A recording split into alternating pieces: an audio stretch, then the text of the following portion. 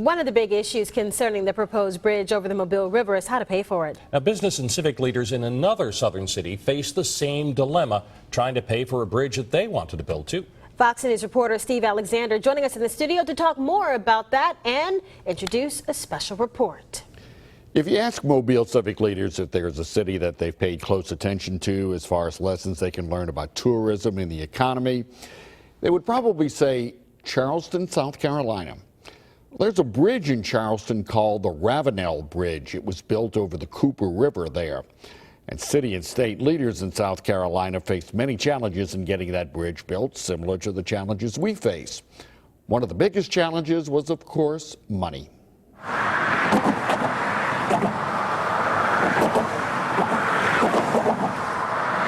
This is the Ravenel Bridge in Charleston, South Carolina. It crosses the Cooper River, connecting Charleston with the town of Mount Pleasant. The bridge was built in less than 4 years at a cost of $632 million. But Charleston leaders faced money problems at first, too. This project literally went down within 2 weeks of signing the contract. We still didn't have all the money. Robert Clare was the Special Projects Engineering Director for the South Carolina Department of Transportation and considered one of the driving forces in getting the project built. The mayor of Charleston, then and now, is Joe Riley. They say the bridge was funded through a variety of sources. First, there was a special entity created by the South Carolina legislature.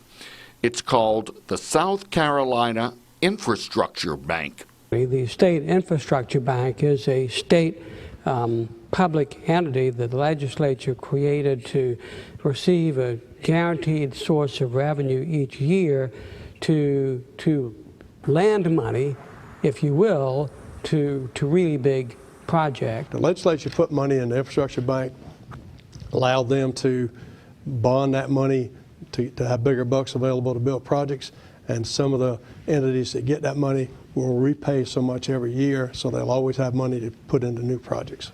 The South Carolina Infrastructure Bank is funded by the legislature. The bank can issue grants as well as lend money.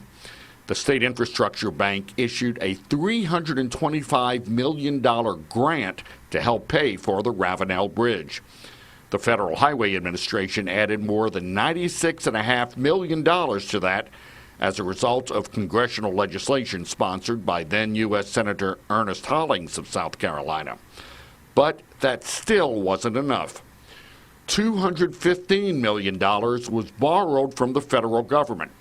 It was through a program called the Transportation Infrastructure Finance and Innovation Act, or TIFIA. And a lot of entities are responsible for paying back that loan, like the State Department of Transportation, or DOT. Between the DOT, the Charleston County, the State Ports Authority, they all pay a percentage back every month, and the bridge, that loan is being paid back over 20 years. Paid back to the federal government through the TIFIA loan.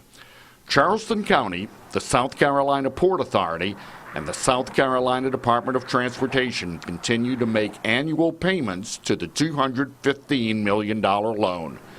They are about halfway from paying it off.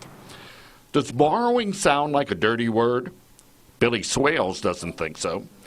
Swales is the former mayor of Mount Pleasant who worked on the design committee while the bridge was being built. Money's never been cheaper. You can borrow the money if you can pay it back. You know, get the money. Construction costs are going to go up. The money costs haven't gone up because the money is cheap. But to build that bridge, concrete and steel has gone up. So you need to build that bridge as soon as possible. Was a toll considered for the Ravenel Bridge?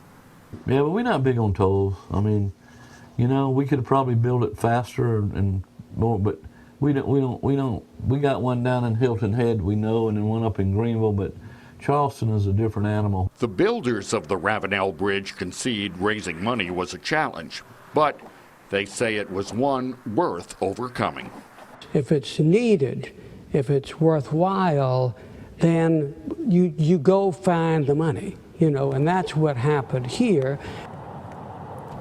Now, one of the big questions here in Mobile is, of course, should the new bridge have a bike and pedestrian lane? Well, the builders of the Ravenel Bridge had to answer that question too, and we'll show you what they decided tonight at 9 o'clock. Now, what does the governor say about paying for all this? We've talked to him a number of times. He said that there is no concrete plan or idea right now to do it. He wants to talk to AlDOT, Department of Transportation officials, and that will be forthcoming hopefully in several weeks or months, so we will see.